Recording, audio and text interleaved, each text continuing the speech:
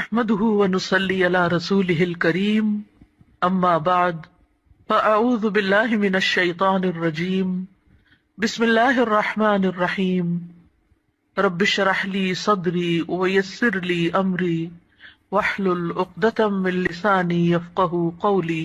اللہ تعالیٰ نے انسان کو جن بڑی بڑی نعمتوں سے نوازا ہے ان میں سے ایک نعمت اولاد کی نعمت ہے۔ قرآن حکیم میں اولاد کی ولادت کا ذکر ایک خوشخبری کے طور پر کیا گیا ہے۔ ارشاد باری تعالیٰ ہے، یا زکریا انا نبشرک بغلام اسمہ یحییٰ لم نجعل لہ من قبل سمیا۔ اے زکریا، ہم تجھے ایک بچے کی خوشخبری دیتے ہیں جس کا نام یحییٰ ہے، ہم نے اس سے پہلے اس کا ہم نام کبھی کسی کو نہیں کیا۔ تو گویا اولاد کا دنیا میں آنا انسان کے لیے ایک خوشخبری کی حیثیت رکھتا ہے۔ ایک اور جگہ پر اولاد کو دنیاوی زندگی کی رونق اور زینت کہا گیا ہے۔ ارشاد باری تعالیٰ ہے، المال والبنون زینت الحیات الدنیا۔ مال اور بیٹے دنیاوی زندگی کی زینت ہیں۔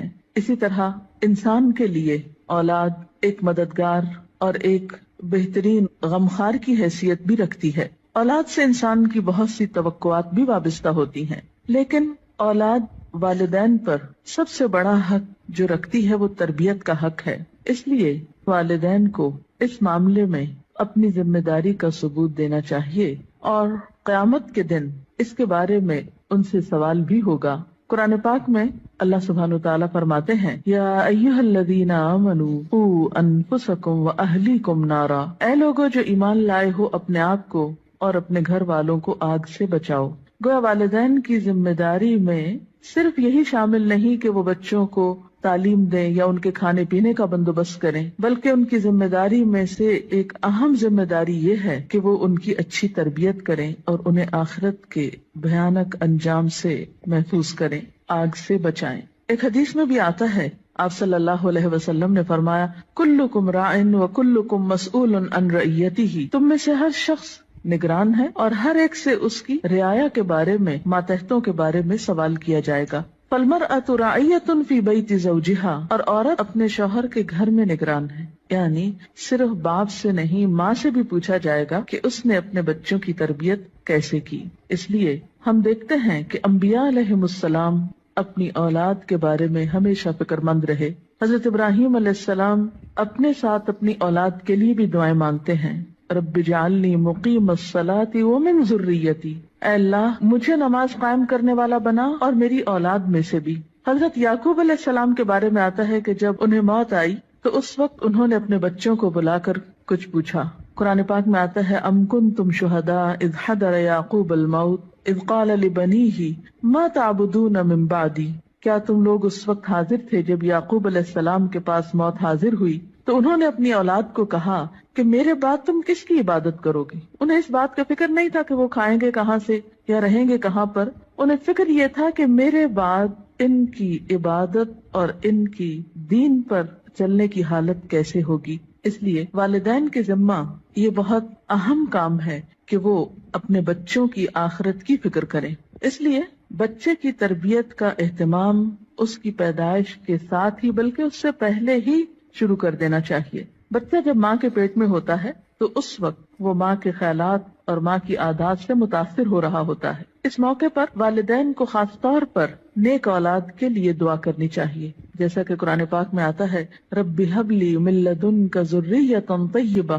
اے میرے رب، مجھے اپنے پاس سے پاکیزہ اولاد عطا کر۔ پھر اسی طرح بچے کی پیدائش پر، خواہ وہ لڑکی ہو یا لڑکا، خوشی کا اظہار کرنا چاہیے، اللہ تعالیٰ کا شکر ادا کرنا چاہیے، اس نعمت کو اچھی طرح قبول کرنا چاہیے تاکہ پھر اس کی صحیح طور پر قدردانی ہو سکے۔ احادیث مبارکہ سے ہمیں کچھ اور باتیں بھی پتہ چلتی ہیں کہ جب بچہ پیدا ہو تو اس کے کان میں آذان دی جائے، گویا پیدائش کے بعد سب سے پہلے اس کو اللہ کا نام سنایا جائے، اس کے سامنے اللہ کی عظمت کا اظہار کیا جائے۔ اسی طرح نبی صلی اللہ علیہ وسلم کی سنت سے ہمیں بچوں کی تہنیک کرنے کا بھی پتہ چلتا ہے۔ تہنیک سے مراد یہ ہے کہ کھجور چبا کر بچے کے تالو پر لگائی جائے، کیونکہ بچہ سب سے پہلی خوراک جو اپنے منہ میں لے کر جاتا ہے اس میں بھی خوراک دینے والے کی شخصیت اور عادات کے اثرات منتقل ہوتے ہیں۔ صحیح بخاری میں ابو موسیٰ اشعری روایت کرتے ہیں کہ میرے ہاں ایک بچہ پیدا ہوا میں اس کو لے کر نبی صلی اللہ علیہ وسلم کی خدمت میں حاضر ہوا.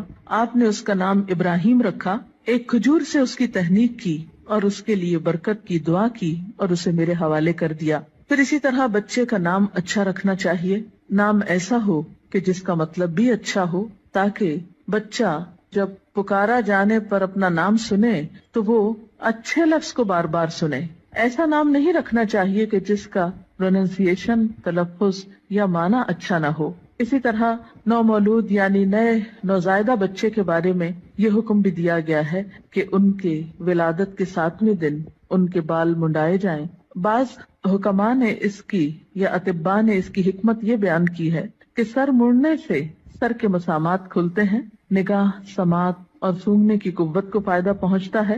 اسی طرح سنت میں ہمیں بچوں کا عقیقہ کرنے کے بارے میں بھی تعلیمات ملتی ہیں. عقیقہ کرنے میں ایک حکمت یہ ہے کہ انسان اپنے رشتہ داروں کو، غریبوں کو، ہمسایوں کو اس خوشی میں شریک کرتا ہے. اس موقع پر ان کے لیے گوشت بھجواتا ہے، یعنی عقیقے کے جو بکرے ہیں ان میں سے.